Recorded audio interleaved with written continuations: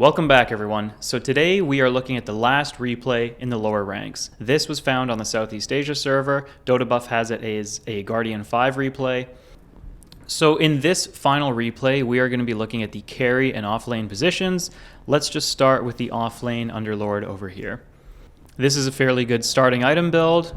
The Quelling Blade, you should be competing for last hit, so I don't mind that. A Gauntlet could also be 2 gauntlets. If you don't want to get a Circlet and a Branch, you can make 2 gauntlets. This is just fine though. That level 1 Firestorm, a little questionable why you wouldn't use it to at least try to clip the DK. Just putting it directly on top of the creep wave is inefficient, but not the end of the world. And there is the second Firestorm of the game, again cast directly on top of the creep wave. Remember, as an offlaner, you want to make the enemy carry as uncomfortable as possible. Try to deal damage to them. Try to bully them away from the creeps. Try to beat them in last hitting and denying if you can. It's very difficult, but try to bring their HP down so that you can at least prevent them from getting as many last hits as possible. There's a third Firestorm. That was completely pointless. So now 3 level 1 abilities have been used, which is just inefficient for your mana. You're not dealing as much damage as you could be, but also not even positioning the spell on top of the enemy carry. Dragon Knight doesn't mind that at all. If anything, Dragon Knight is now looking at this Underlord, seeing that he's on low mana, and Dragon Knight's free to come up to the creep waves now every single time. Yes, Clockwork is still a little bit of an issue, but I'm not too concerned about that if I'm a safe lane DK. Now, there's no creep aggro going on over here. Everyone's just kind of dancing around the creeps, waiting to last hit and deny. In this instance, it's benefiting the Underlord because Dragon Knight was playing afraid of him, but that's a mistake on the DK's part as well. So Underlord is kind of just walking into this lane, being allowed to do whatever he wants. It's going to help his Clockwork a little bit. Not exactly necessary. I think if you're an Underlord player, you know you don't get that kill with a level 1 Firestorm and no lockdown. So again, we're just wasting our mana, and now we're wasting our HP on the support bounty hunter. 2 of our very valuable resources, health and mana, have not really gone into disrupting this Dragon Knight at all. And you're going to watch this CS now. I think Dragon Knight is just going to run away with this. All right, a little bit of fighting. It's unfortunate, actually, that Underlord and Clockwork are not combining to use their spells. Underlord doesn't need either the second or third skill here. He should have 2 in Firestorm. And you know, if you have to, maybe ping your Clockwork's cogs so that he can go in, power cog a hero like the Witch Doctor, and then you use your level 2 Firestorm on top of it. But now what is Underlord going to do? Okay, he's working at least on his mana boots, so he's trying to get towards some mana regeneration. Again, if you have a Mango or something like that, you can continue fighting in these early level creep waves. Just top yourself up with the Mango. You probably get 2 last hits, which makes up for the cost of the Mango anyways. And you're not getting denied the EXP.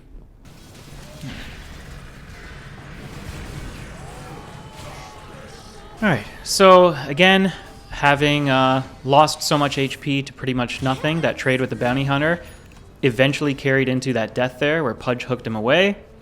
If he had stayed topped up, or if he at least traded that HP with the Dragon Knight, that situation may not have happened. Now we're playing scared. For some reason, now that you're on full HP, you're playing scared. You should walk through this Witch Doctor, or at least get him off the creep wave. Run up to him, hit him a few times, make him back up so that you are able to access this part of the lane by the creeps. Standing this far back, full HP, full mana, is just conceding way too much EXP and farm to this Dragon Knight. Maybe you were waiting for your Clockwork, but you didn't have to. Okay. Witch Doctor goes for a combo. This is just really poor synergy. Clockwork, I think, is being too greedy to get the Dragon Knight kill. Witch Doctor was completely free there with the cogs. Again, Underlord or any kind of offlaner with some good spell spam, you should be maxing that ability first so that you can do more damage in the lane. And as a result, there's going to be no kill on the Witch Doctor. That was free. Yeah, this is just complete misplaying now. Okay, and they still get a kill. So, look, it's never over, I guess. They still got a kill. Kez comes in with a DD. That's all right. What can you do about that?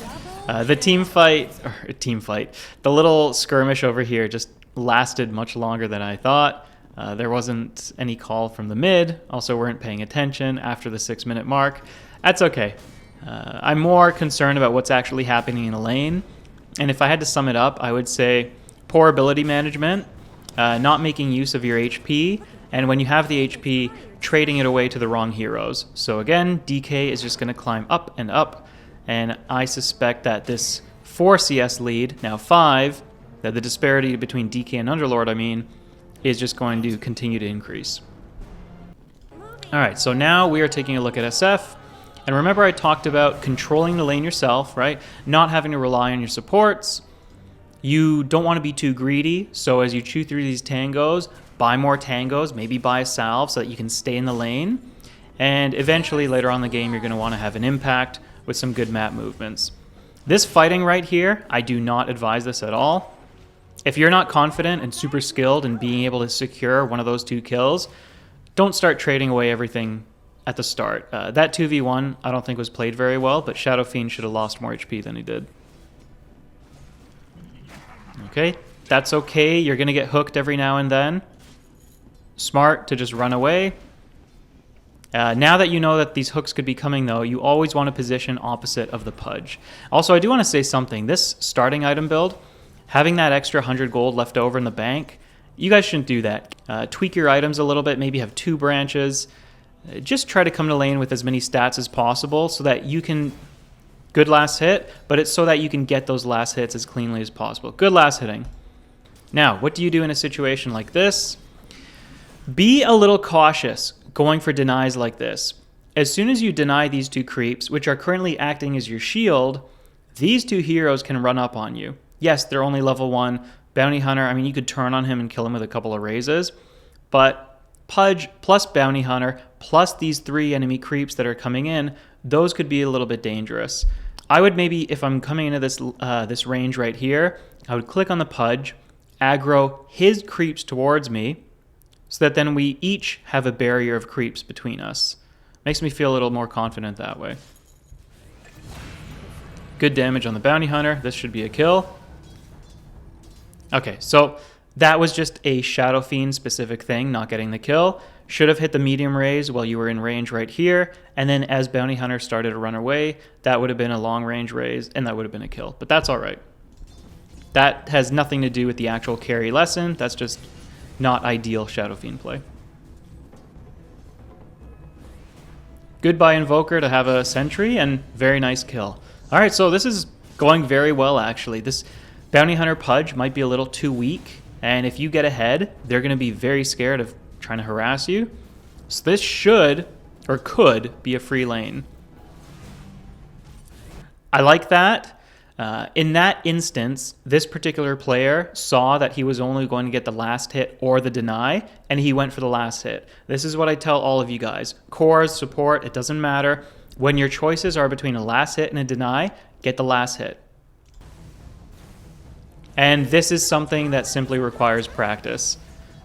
Last hitting under the tower. Currently we're 0-3, 0-4. So that is something that every individual should work on.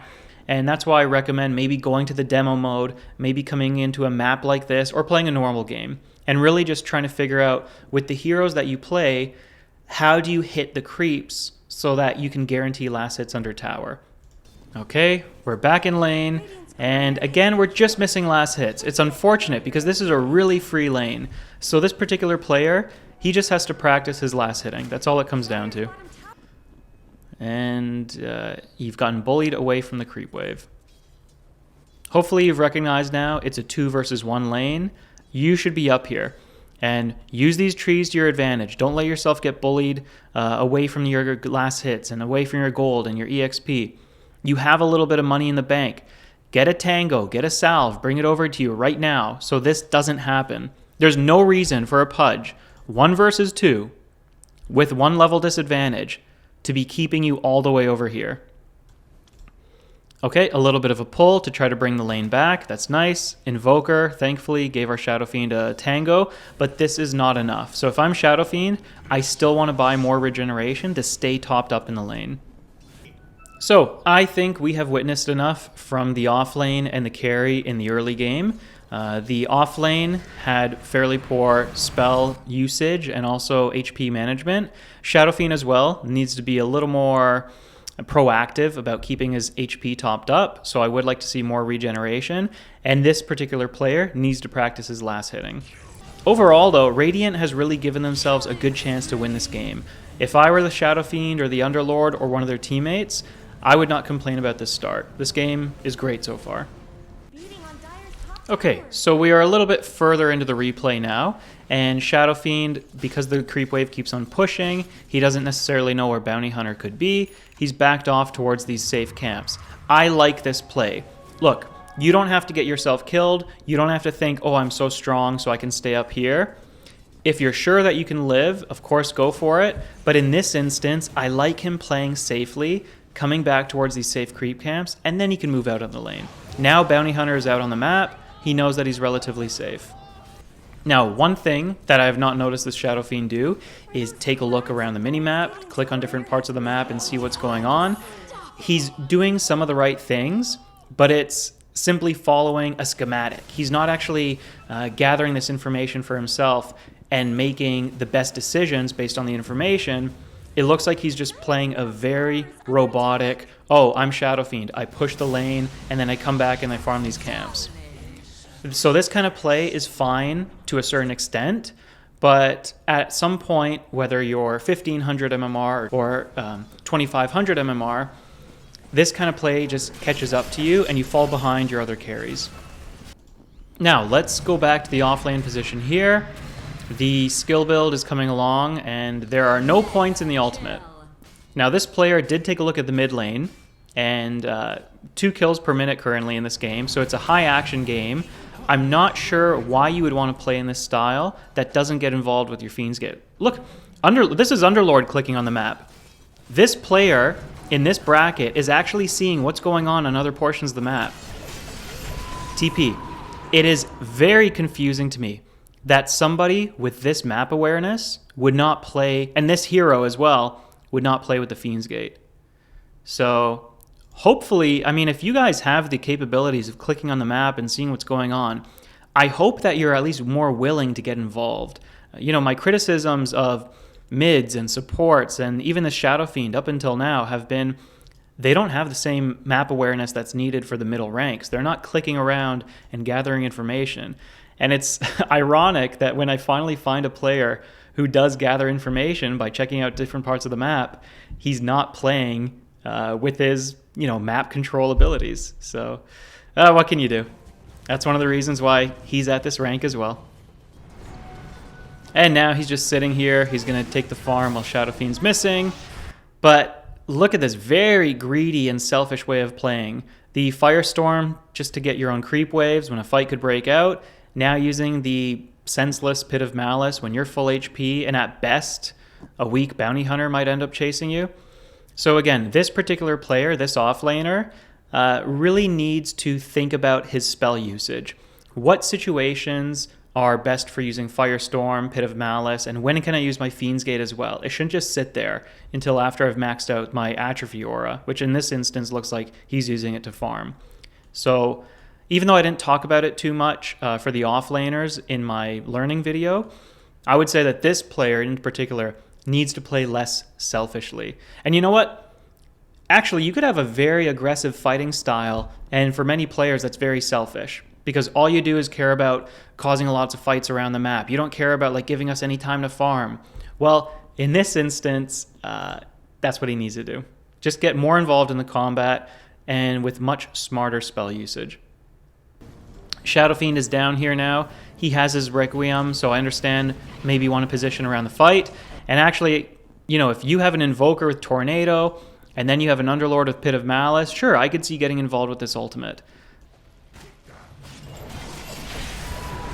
SF unfortunately gets hooked. He has been susceptible to these hooks all game. So again, that is something player specific that this guy needs to get better at recognizing Pudge. Also, I want to say, just leading into the fight, Shadow Fiend, once it became evident that there was no easy team fight, he had to have the self-awareness that you know what, I'm the carry. I can't get caught up in waiting for something like this to happen. I have to get back to farming because my team is counting on me to have gold and have items. So there have been some misplays all across the board. Shadow Fiend really needs to work on his farming, including his last hitting and prioritizing it more. But here we are, at least after death, going to the lane with the easy farm, so that's a good decision. And he's going to stick to trying to get this easy farm. He's still a little afraid of Bounty Hunter and Pudge. That's fine. You're the carry. You want to do the Ancients now. They're worth about a creep wave, so that is just fine. In these moments, it looks like Underlord now is trying to get the more difficult creeps. So this wave, this lane that was contested with all those scary teamfight heroes, I like him playing in this area. All right, so I've skipped ahead a little bit. I was watching the last few minutes on ×4, ×8. Just to see kind of how players were moving, and it's very much the same as what we saw at the end of the laning phase. Okay, so Shadow Fiend, I will give him some credit. He is keeping his team in mind. He's thinking, I've got my Requiem, we're under a lot of pressure, maybe I can help out and use my abilities for my team. The problem is he is getting sucked into staying in these high danger areas, and he's not splitting off and getting some safe farm for himself. The Underlord, our offlaner, has now used his second Fiend's Gate just to come back to base. So this particular player is incredibly selfish. There are some good things, like when this lane was in danger with the enemy heroes, he was the one to go and farm it. I would say that this falls under poor spell management, but this is also part of a greater misunderstanding of how to play the hero. If you want to play with a little bit of a greedier playstyle, don't pick the offlane, right? Play the carry, maybe play the mid, but you have to have your team in mind. You're not really doing anything to, one, upset the enemy team, or to benefit your team. Not greatly anyways. Again, now we're trying to get involved from the back of the fight. We're not using our Fiend's Gate because we don't have it. And we're not casting any spells. Finally, we use something. And again, relatively lackluster Firestorm placement. There was no reason to not clip Witch Doctor on the edge and to start to deter Dragon Knight or to start hitting Dragon Knight with it, period. Shadow Fiend going for a Shadow Blade. A lot of you might be thinking, whoa, why would you get a Shadow Blade when Bounty Hunter has track? Look, if you can Shadow Blade and get out after pushing a dangerous wave, obviously before you get tracked, then you're safe. You're just fine. I would also like to see a BKB, because Witch Doctor and DK Stun, some of these abilities are really nasty if you get caught, but I don't mind this build at the moment. Shadow Blade is a good item for staying safe. Yes, it seems counterintuitive, but if you could just push and then Shadow Blade out first, you're okay. Underlord, on the other hand, because a lot of his movements have been questionable with the Fiend's Gate, he hasn't progressed from this Blade Mail yet. I do like the Blade Mail, it's a great item, but he's nowhere near getting a Rod of Atos. He's nowhere near getting a Lotus Orb. This is good though. The team is moving around together. Clockwork, Ogre, they're really making a lot of things happen. Underlord is sticking with his supports. Usually it's the other way around, but in this case he's sticking with the supports to try to synergize with them. Finally. It would have been nice to see a little bit of this in the laning phase, but better late than never. And Shadow Fiend, a little personal preference to move with his team. I mean, he's a monstrous tower hitter, so I'm okay with this little ball of units going around. Good job bullying the enemy carry. That's going to be another tower here. Good stuff.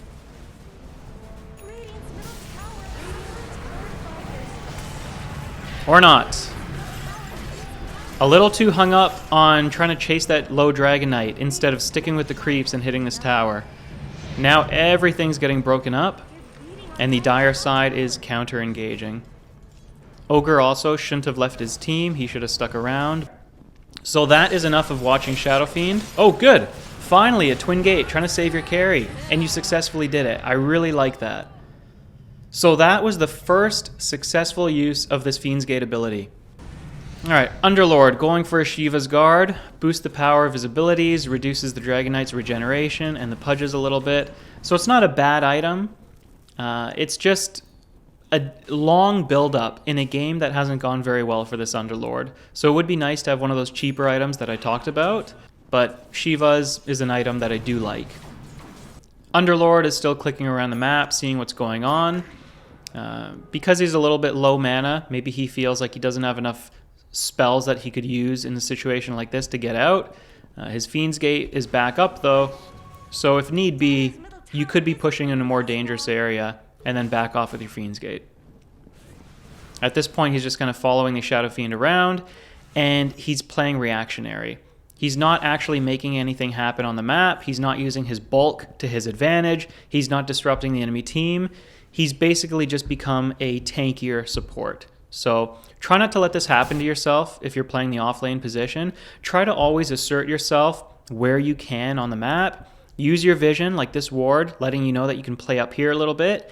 And if you need to hide, run into these top camps, right? You should be on these camps and this creep wave as long as this ward is here. Let your Shadow Fiend have this, let your Shadow Fiend have the triangle, and you should be in these more risky, right, quotation marks, risky positions. It's actually very safe, while your other carries get the absolute safest farm. And Shadow Fiend, I don't mind this. He's using Disruption bottom to get a tower. If he goes back, it's a 3-on-3 versus Bounty, DK, and Pudge. And you don't necessarily know that you're going to win that. At the very least, Invoker and Underlord can hold this tower on their own. So I like this play to get the tower. Alright, so we're skipping ahead. I skipped a little too far ahead, but I kind of understand what happened. There was a push over here. Radiant was about 4v5. Looks like they misplayed the team fight. It happens. You know what? They probably got rolled over first from a Pudge hook and then the DK ulti. And now their base is just completely destroyed in one push. But overall, I have to say, Shadow Fiend, despite his fairly poor last hitting, he ended up being a very good carry. He did things like buy the Shadow Blade to have a little more safety. I don't like skipping the BKB. I'd rather be safe than sorry. But I also like the way that he played around the map later on in the game. And he thought about his team and joining fights when he had Requiem available. This is a very powerful ability. But this isn't even an ability that you try to hunt down the enemy team with. But the fact that he kept it in mind that he would be playing with his team when he had it, you know what? That does more good than harm. So overall, the Shadow Fiend, I would give him like a B+ type of grade, honestly. If this guy's your carry, you can't really complain about the way he played. Underlord, even though he displayed having some good map awareness and displaying the micro to click around the map and see what was going on, he didn't use that information to his advantage. I also did not like his spell usage in the lane. It just wasn't optimal, and it didn't do a good job of shutting down this DK. So you saw DK eventually crept up and took the lead in last hits. That was entirely preventable by Underlord. Even if Clockwork is not synergizing well with you, you could have done that on your own with 2 points in Firestorm, and then 3, and better management. And then later on in the game, not using Fiend's Gate optimally, which again, it just seems to be poor spell usage on the part of this offlaner.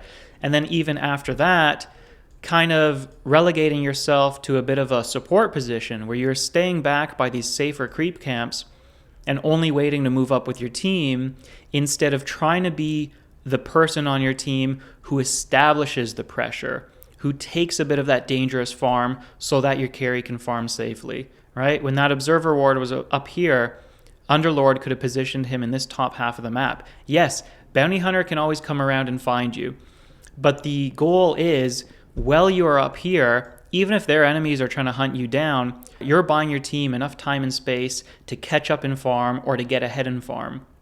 And also, you have this great escape ability if you need it. So you could just Fiend's Gate, use your Shivas or your Blade Mail or whatever items you have at the moment, and just try to get back to base. So Underlord, final rating for him, I would give him about a C. Honestly, it might be a little bit generous, but the fact that he's clicking around the map shows that he has potential. He just needs to orient his mindset to being a team player. And then finally, if we look at the scoreboard, we can see that the last hits, SF did very well considering the fact that there's this Bounty Hunter and this Pudge, two very scary heroes no matter what carry you are. So 260 CS, pretty good. And if we look over here at the damages dealt, I would like to see Underlord being a little bit higher. Looks like Shadow Fiend had to do the brunt of the work himself. Building damage as well. You know, when you're a hero like Underward, you can just roll through creep waves so easily. So I would also like to see that building damage number be a little bit higher at the end of the game. Overall, definitely a winnable game. Both sides played just about the same. Maybe the Dire in this game just had the advantage because Radiant was a little too afraid of Bounty Hunter and Pudge ganking around the map. Really, it came down to just that one team fight and Pudge Hook maybe being the difference in getting the fight started. But not bad by both teams, not bad by the two players who we looked at. Shadow Fiend, again, work on your last hitting, and Underlord, change the way you think about the game to try to benefit your team and use your spells a little bit better. A pretty good game to look at. We saw some promising things by both of these cores. We saw the mistakes that they both made. And guys, if you're watching, if you're a carry player, if you're an offlane player, let me know what it was that I talked about in this replay that was beneficial to you. If you have any other questions about what could have been done differently or that you would have liked to hear me talk about something, just let me know in the comments section. All right? Thanks everybody for watching. See you in the next video.